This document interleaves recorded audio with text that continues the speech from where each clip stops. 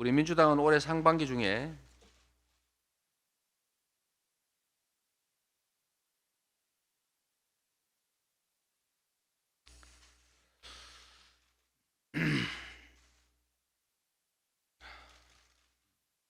조금 전에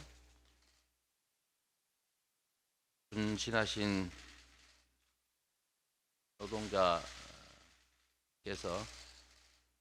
운명하셨다고 합니다.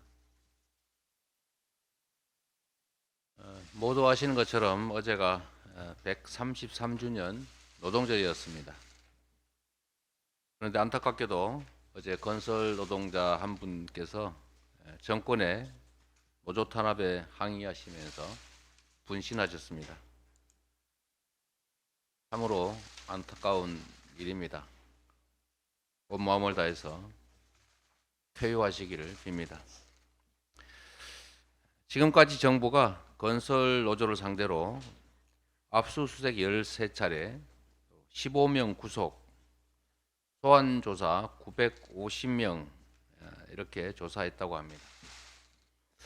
대통령 가족이 연루된 주가 조작이나 또는 대통령에 가까운 사람이 개입된 50억 클럽에 대해서는 눈 가리고 아웅식의 수사만 하는 정권이 힘없는 노동자들을 탄압하는 데는 수단 방법을 가리지 않고 있습니다. 윤석열 정권의 무도한 행태에 참으로 분노를 금할 수 없습니다.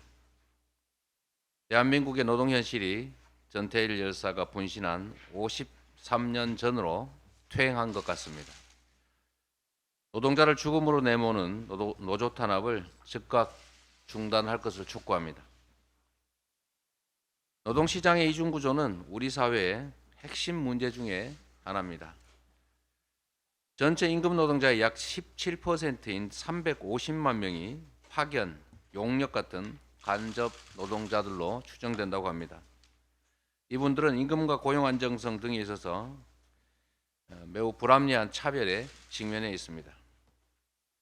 특히 구조적으로 불안정한 간접 고용 노동자들의 지위를 악용하는 중간 착취는 노동시장 왜곡을 더욱 심화시키는 주범입니다.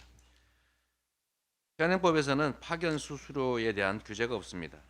이로 인해서 파견 업체들이 각종 명목으로 관리 비용을 과다하게 책정해도 재계약과 고용 승계에 압박을 받는 간접 고용 노동자들은 이의를 제기하기가 어렵습니다. 이 때문에 원청이 임금을 인상해도 상당수가 중간 착취되는 경우가 허다합니다. 이런 노동자들이하고 그 대가는 파견 업체들이 챙기는 이런 잘못된 구조를 방치하는 한 노동시장 이중 구조 해소는 요원합니다. 특히 동일노동, 동일임금이라고 하는 이 헌법상의 원칙이 전혀 지켜지지 않고 있습니다.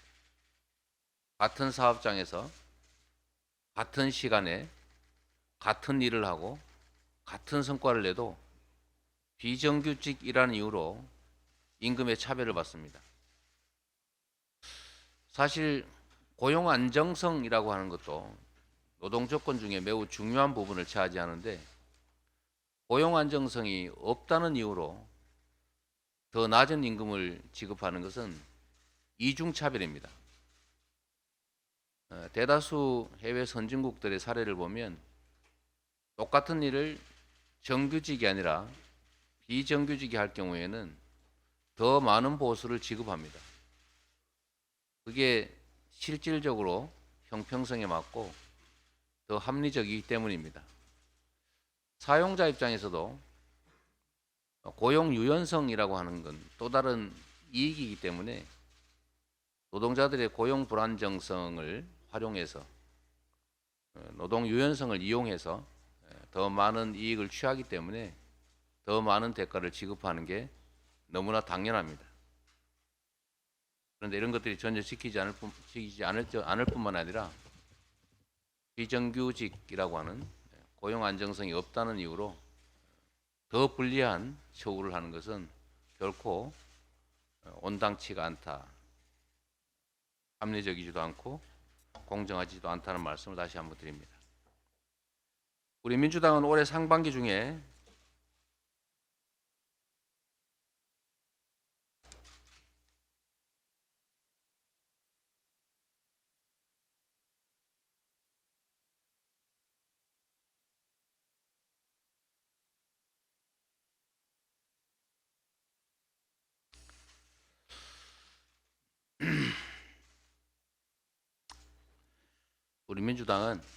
올해 상반기 중에 중간착취 방지법을 처리하겠습니다.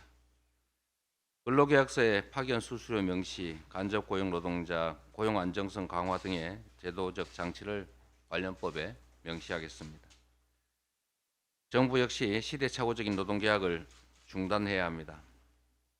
또 69시간 노동, 파견업종과 파견 기간 확대 구상 같은 노동자들을 갈아 넣어서 기업의 배를 불리겠다는 시대착오적 발상을 중단하기를 바랍니다. 민주당은 정권의 노동투쟁을 반드시 저지하겠습니다. 모든 땀이 공정하게 대접받는 노동존중사회를 실현하겠다는 약속을 드립니다.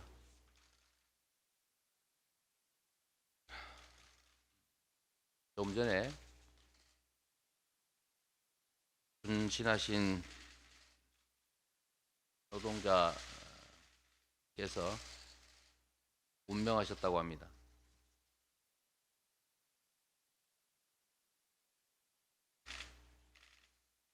괜찮으시면 잠시 명복을 비는 묵념을 잠깐 할까 하는데 괜찮겠죠?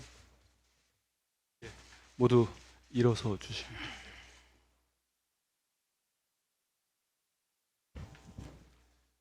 일동, 묵념.